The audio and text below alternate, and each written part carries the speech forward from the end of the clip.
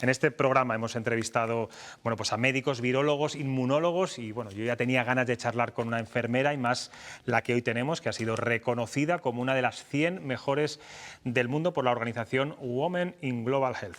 Ella trabaja en el Hospital de Burgos y además es científica, lo que le ha valido esta distinción por su investigación basada en evidencias científicas. Nos escucha desde Burgos. Buenas noches, Azucena. Hola, buenas noches. Bueno, usted también es vocal de la Oficina de Ciencia en el Parlamento, en el Congreso de los Diputados, donde los científicos asesoran a los políticos en este tipo de asuntos. ¿Están escuchando durante esta pandemia los políticos a la ciencia a la hora de tomar decisiones?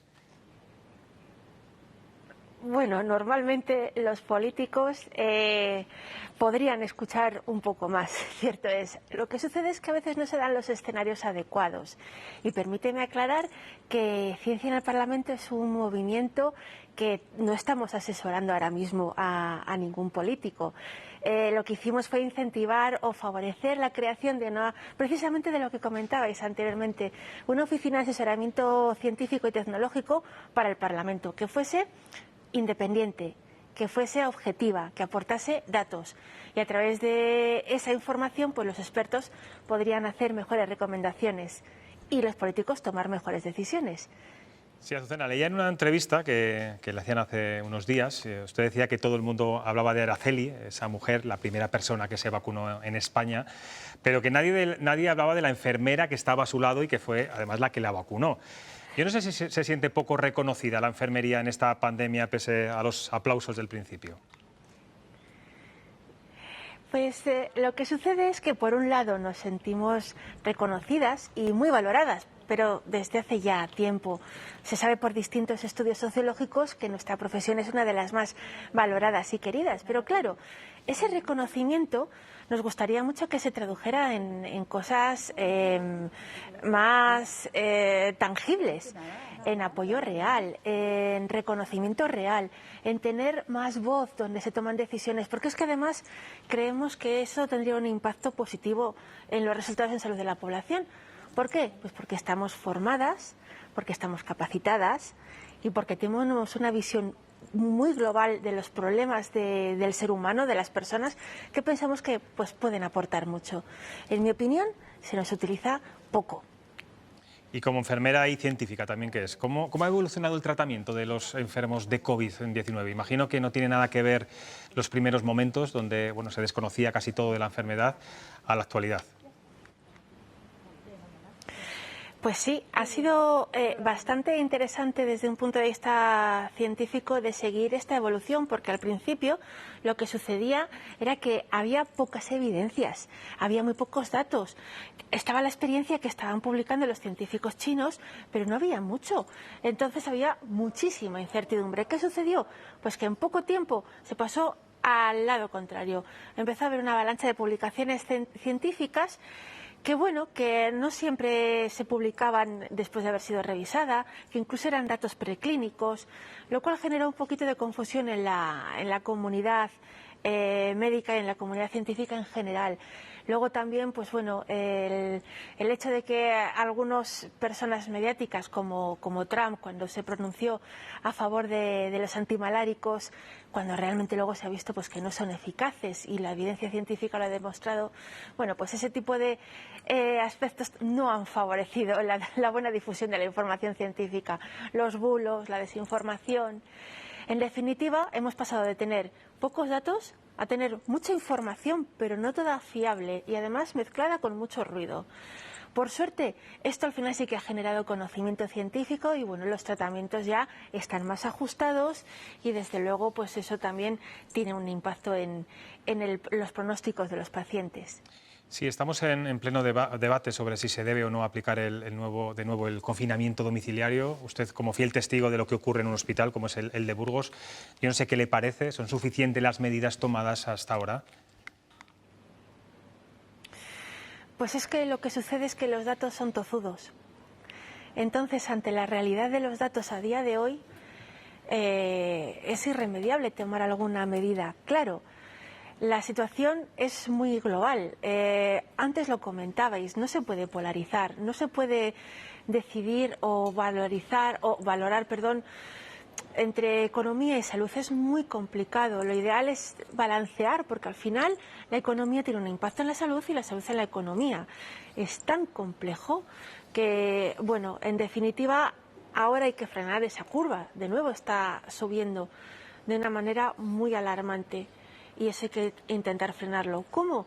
Pues probablemente las medidas que están proponiendo ayuden a frenar esa curva. ¿Que hay otras mejores? Pues puede ser, pero es que todos somos capitán a posteriori. ¿Cómo se puede saber? Sí que hay datos ahora, sí que hay modelos que indican pues que confinamientos restrictivos están siendo aceptados o que están afectando positivamente a esa curva. Pero claro, es muy complicado, ¿eh? Es muy complicado por el impacto económico. Los datos y la situación... Y luego una cosa que también tenemos... Sí, continúa, Azucena. Que me gustaría añadir otro dato relativo a Castilla y León. En Castilla y León tenemos una población muy envejecida, es decir, tenemos un índice de población de riesgo muy elevado. Eso también lo tenemos que pagar de alguna manera. A mí hay una frase que me gusta mucho, que es que ninguna está a salvo si todas no estamos a salvo. Y es así. O sea, tenemos que cuidar, tenemos que pensar que nuestra población es muy envejecida y hay mucha población vulnerable, con lo cual es que las medidas tienen que ser restrictivas, tienen que ser, pues, por desgracia, como se están proponiendo. Restrictivas y duras. Los datos y la situación en Castilla y León se empiezan a asemejar ya a lo peor de la pandemia. ¿Usted también lo está percibiendo así en el hospital? ¿Comienzan a sentir que todo empieza a complicarse como en la primera ola? No exactamente igual, porque yo creo que ya hay una especie de fatiga pandémica. Además, ya está todo como más organizado, ya está todo como más previsto. Todas las todos los profesionales ya están un poco impregnados de lo que es la situación y no es la misma situación porque la percepción de amenaza en marzo era tremenda. Recordemos que era un virus totalmente desconocido. Ahora, por suerte, ya hay muchos más datos, especialmente sobre la transmisión. En marzo no había equipaciones de protección individual, ahora pues sí que las hay. Entonces, la situación yo creo que no es comparable. Las estadísticas tampoco son comparables, porque los datos que teníamos en marzo no son como los que tenemos ahora.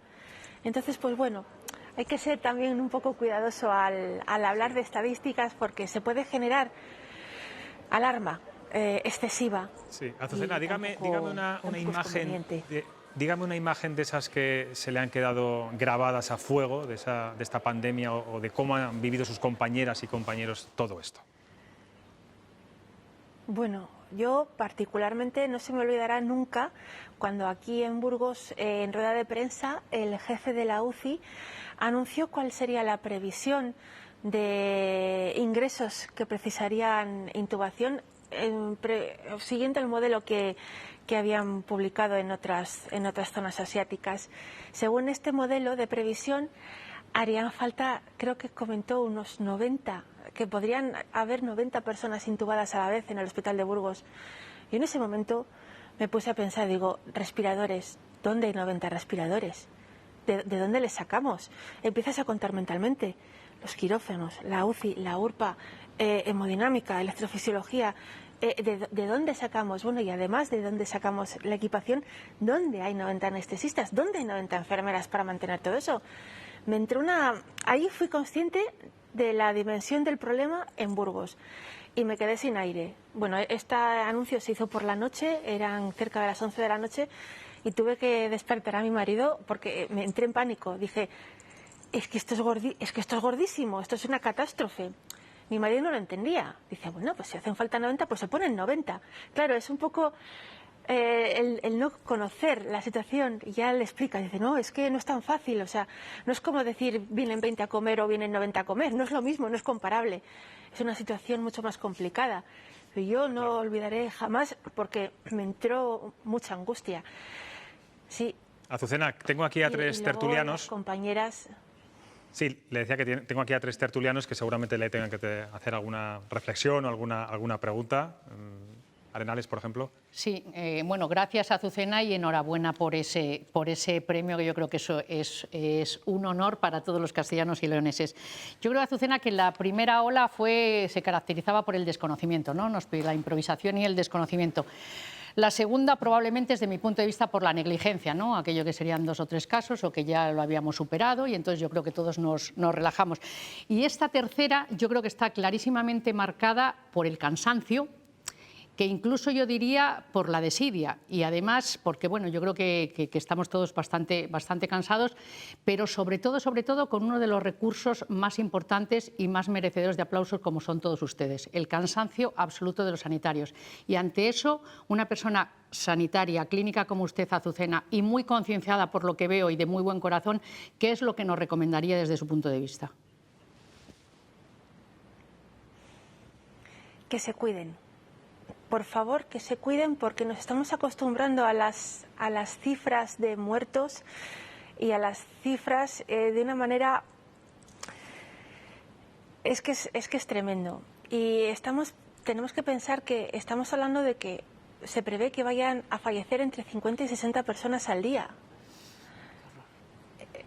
Ustedes piensen cómo se nos encoge el corazón cuando hay una catástrofe, cuando hay un accidente de un autobús, un avión, y a todos se nos encoge el alma con ese número de víctimas. Y ahora llevamos meses arrastrando un número de víctimas que son familias impactadas. Entiendo que el impacto económico también es muy fuerte en muchas familias y que hay mucha gente que por las restricciones lo están pasando muy mal en el plano económico. Pero es que la fatiga está haciendo mella igual en la forma de adoptar las medidas de precaución. La primera línea no está en los hospitales. La primera línea está en la calle. Está aquí, en la mascarilla, en la ventilación, en la distancia, en reducir el contacto social. Por favor, somos muy sociales, es que somos muy simpáticos, somos muy cariñosos, sí, pero si realmente nos queremos, cuidémonos. La primera línea no está en el hospital, está en la calle. Yo solamente, y creo que hablo en nombre de todas mis compañeras, les pido que se cuiden, por favor. Gracias. Nos queda solo tiempo para una pregunta, tenemos que irnos a publicidad. Que levante antes el dedo, ¿eh? ¿Cómo hacemos aquí? Bueno, Guillermo, por ejemplo, aunque sé que Chema quería también hacer un reconocimiento a las enfermeras. No, yo quería, pero gracias de todo corazón, ¿eh? Y yo sé que los aplausos han sido muy sentidos, pero los que han vuelto en sus turnos al día siguiente a los hospitales han sido ustedes. Yo creo que han tenido que afrontar con muchísima soledad, con precariedad de medios y con insuficiencia de personal, y espero que este reconocimiento y este agradecimiento pues se materialice en el cumplimiento de las normas que usted nos está dando. Guillermo. ¿Cómo definiría usted el colapso hospitalario? Siempre se dice que estamos al borde del colapso. ¿Puede usted decirnos lo que supone alcanzar el colapso de un hospital? Alcanzar el colapso de un hospital, bajo mi punto de vista, es no poder cuidar a los pacientes como se merecen, no poder atenderles como se merecen. Ahora mismo a mí me gustaría que las consultas presenciales se reanudaran. Me gustaría que los pacientes oncológicos no demoraran a veces sus tratamientos y que no sucediese ninguna demora, ni ninguna espera, ni ningún... Eso es el estar colapsado. Y no creo que exista el colapso absoluto. Yo creo que esto es gradual, que hay momentos. Y realmente ahora la sanidad está bajo tensión, por muchas circunstancias, por la pandemia, los resultados de la gestión, los resultados del cansancio, pero sí que está muy tensionada. Azucena, vamos a hacer la última pregunta. Breve, por favor, también la respuesta. Azucena, buenas noches y muchas gracias por su trabajo. Yo quería preguntarle, en la primera ola, en marzo, en abril, se habló mucho de la necesidad de mayor número de profesionales sanitarios, se vieron desbordados muchos hospitales. Yo quería preguntarle si esta situación ha mejorado o ahora mismo siguen echando en falta refuerzo de personal. Claro, es que en marzo éramos las mismas. Quiere decir que las enfermeras no se fabrican, las mascarillas sí, pero las enfermeras no se fabrican. Entonces, esta falta de personal en cuanto a las enfermeras viene arrastrándose estructuralmente desde hace décadas. Y sí que es cierto que estamos en riesgo de quedarnos sin enfermeras. Y yo siempre digo lo mismo. concienciémonos, porque si nos quedamos sin enfermeras, ¿quién nos va a cuidar? Pues Azucena Santillán, de verdad muchas gracias por estar aquí en Cuestión de Prioridades en Castilla León Televisión, gracias por su humanidad. A ver si seguimos sus consejos, ojalá siguiéramos sus consejos, porque lo que nos ha contado, lo que pasó y lo que puede pasar realmente es muy grave. Gracias de verdad por haber estado aquí con nosotros. Y por favor, vacúnense y vacúnense en cuanto puedan. Por supuesto que sí, gracias por los consejos.